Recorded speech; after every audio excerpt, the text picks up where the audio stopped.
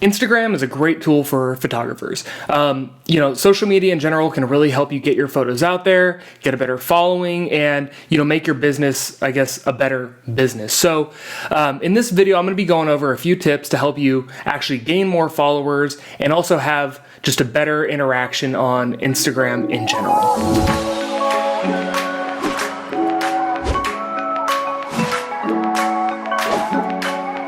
So I'm not the biggest guy on Instagram. I think at the time of recording this video, I only have about 4,700 followers. So maybe you have a lot more followers than I do, but still pay attention to the video because I think that there will be a lot of points that maybe you haven't really thought of how to grow your followers and really get your photos out there better. So I guess the thought process that I was following while creating this video was, how does Instagram work? How do you gain more followers and how do people interact with you? So on Instagram, really the only way to get your photos outside of your little circle of influence is either through hashtags or content sharing pages, pages that will share other people's images to a really wide audience. So when you're posting on Instagram, those should be your two main goals is hashtags and sharing pages. And one thing I want to talk about with the hashtags is, I'm sure you guys have seen this, you search a hashtag on Instagram and there are 9 top posts, and I'll share an image right here. So there's 9 top posts here for this specific hashtag. So your main goal should be to get in those 9 top posts, because if you aren't getting in those 9 top posts, it's just gonna go into the most recent and get pushed down. So I'm gonna share these 5 tips with you on how you can try to help get your images out there and help get a wider audience for your stuff. So tip number 1 is good quality content. And this is kind of a dumb one, but if you really think about it, you could get this confused quite easily. So let's pretend you have a photography page and you go around, take really awesome photos of landscapes, and then one day you post a picture of a dinner that you're eating. Now the people that are following you want to see the landscapes. They might not want to see the meal that you're eating. So, you really keep it in mind to make sure that the content that you want to be known for and what you want to be out there is everything that you're posting. Because if you're not, then that will kind of chip away at the potential people that could be liking your stuff. Because all the people that are liking your stuff for the landscape photography are not gonna like that post of you eating food. So really keep that in mind when you're posting your stuff, that does this go along with the rest of my Instagram? Which brings me to number 2, and that is hashtags. So hashtags are probably the most important part of Instagram. It's one of the only ways that you can get new followers and new people looking at your images. But this is a pretty complicated tip because it's kind of got a few layers here. So first thing you need to know about hashtags is you can only use, I think, 30 hashtags. I mean, then it starts becoming spam, and then I think Instagram kind of blocks you out. So when you're picking your hashtags, you really need to be specific. So I'm gonna use photography as an example again.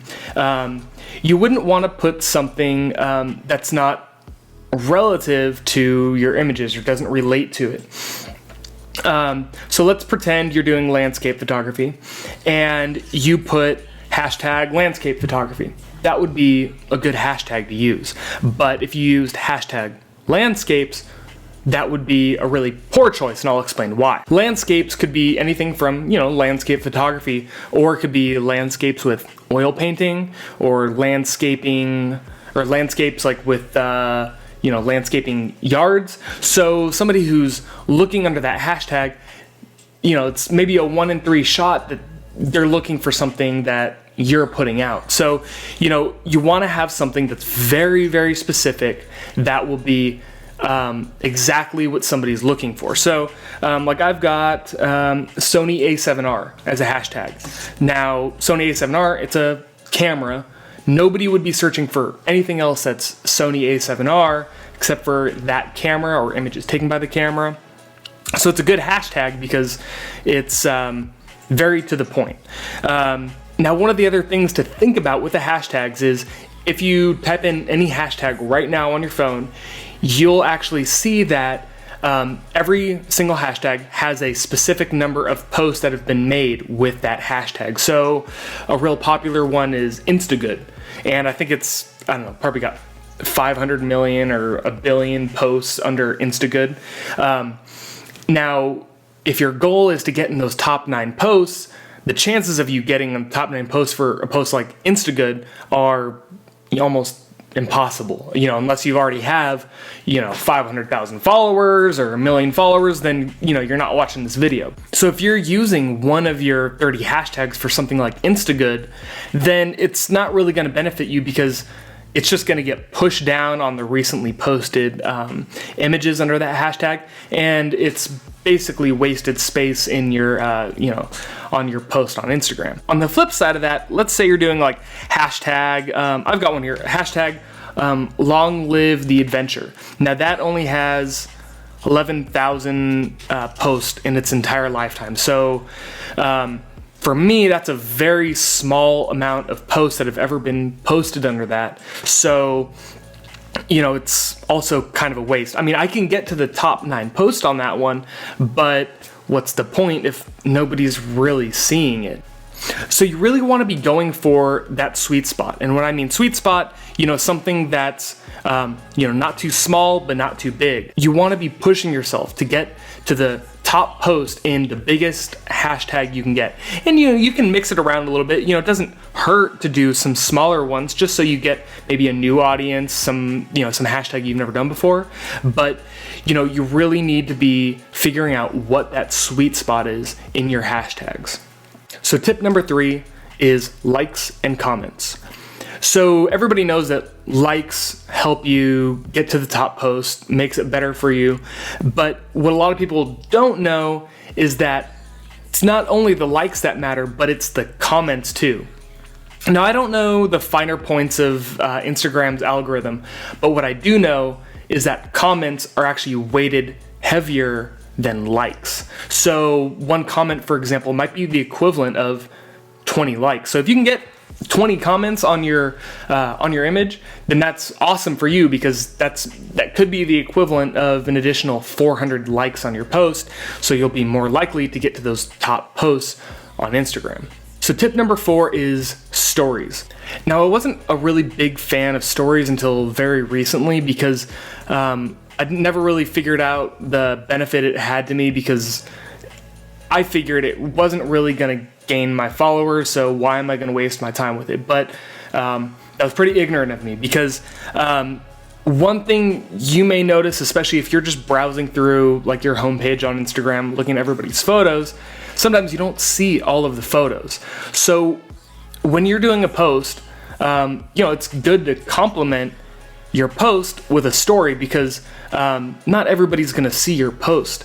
But if you put the story up, it'll get pushed to the top. Everybody that follows you will see it up there in the little circle at the top, and it'll be more likely to come and check out your post and start liking and commenting, which will also help benefit your post by pushing it to the top post on the hashtag. So you'll kind of see a lot of these tips are kind of geared towards really pushing your post to the top posts. So tip number 5, and this is probably the most important one, and it's to interact.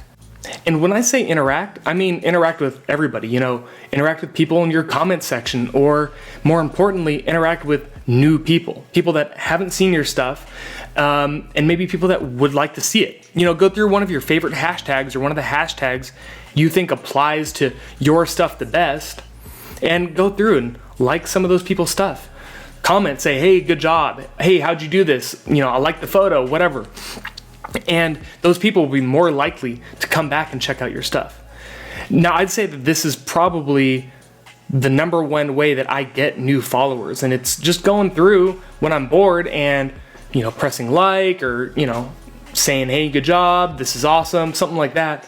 Because those people, they're just like you. They want to see that people are enjoying their stuff, and, they also want to see good content too. So the more you can interact with new people, the more likely they are to actually come back and be a good follower, somebody who's always interacting with your stuff and genuinely likes it.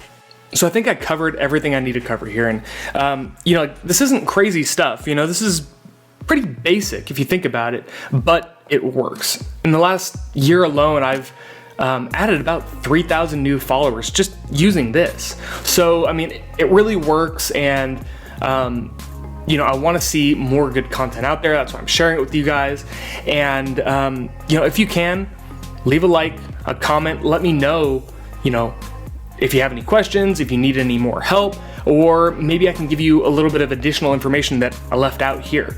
So if you can, subscribe too, because I'll have more content coming out every week. I try to the best I can. And go check out some of my old videos. So thank you again for watching this the whole way through, and I will see you on the next one.